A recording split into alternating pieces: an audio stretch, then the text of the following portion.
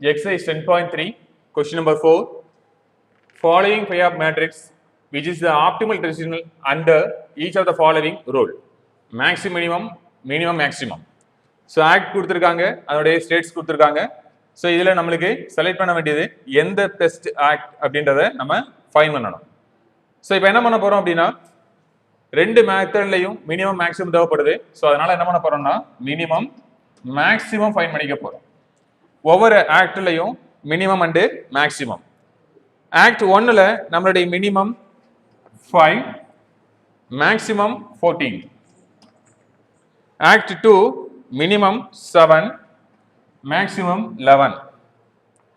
Act 3 minimum 9, maximum 11. Act 4 minimum 8, maximum 13. So first case la nama find பண்ண வேண்டியது maximum minimum. So minimum la maximum select பண்ணனும். So minimum la collect பண்ணிக்கலாம். 5, 7, 9, 8. So இதில் நம்மளுக்கு தேவையானது maximum 9. So it is equal to 9. மினிமம்ல 9 எங்க select ஆகுதுன்னு பார்க்குறோம். ஸோ இங்க இருக்கு act 3.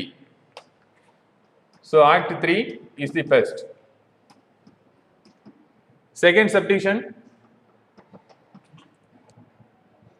Minimax.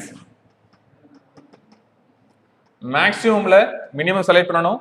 Maximum values 14, 11, 11, 13.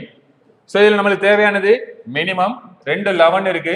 So it is equal to 11. மேக்ஸிமம்ல 11 எங்க இருக்கு அப்படின்னா ஆக்ட் 2 அண்ட் ஆக்ட் 3.